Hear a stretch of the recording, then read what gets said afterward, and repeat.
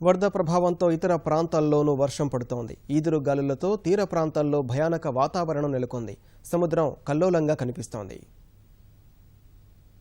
ప్రకాశం జిల్లాకు వరద తుపాను ముప్పు తప్పింది. కొన్ని ప్రాంతాల్లో మాత్రం ఉదయం నుంచి చిరుజల్లులు కురిశాయి. ఒంగోలు, లింగసముద్రం, సింగరాయకొండ, కందుకూరు, ఉలవపాడు, జరుగుమల్లి, వలేటివారిపాలెం, గుడ్లూరు, టంగుటూరు, చీరాల, వేటపాలెంలో 2 నుంచి 6 మిల్లీమీటర్ల వర్షపాతం నమోదైంది.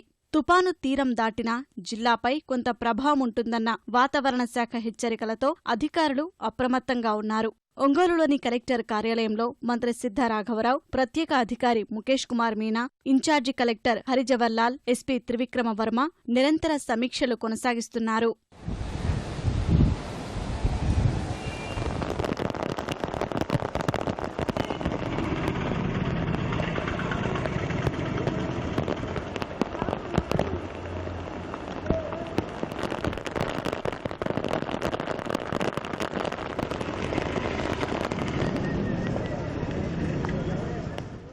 కడప జిల్లా చిట్వేలి, రైల్వే కోడూరు, పోరుమామిళ్ల, బద్వేలులో వర్షం కురుస్తోంది. సహాయక చర్యల కోసం అధికారులు అంతా సిద్ధంగా ఉండాలని జిల్లా కలెక్టర్ కెవి సత్యనారాయణ ఆదేశించారు. కలెక్టర్ కార్యాలయంలో సహాయ కేంద్రాలు ఏర్పాటు చేశారు.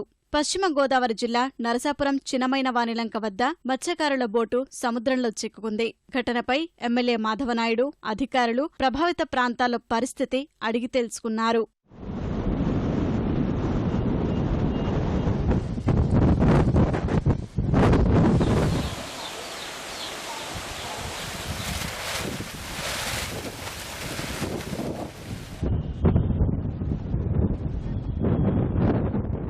వరద ప్రభావంతో తూర్పుగోదావరి జిల్లా తాటికాయలపాలెం వద్ద ఈదురుగాలులకు కొబ్బరి చెట్టు పడిపోయింది. అటుగా ద్విచక్ర వాహనంపై వెళ్తున్న 2 గాయపడ్డారు. ఖరీఫ్ పంట చేతికి అందివచ్చిన వేళ గాలుల బీభత్సం, జల్లుల ధాటికి కొట్టుకుపోకుండా రైతులు చర్యలు చేపట్టారు. అంతర్వేది నుంచి భైరవపాలెం వరకు సముద్రంలో అలలు ఎగిసిపడుతున్నాయి.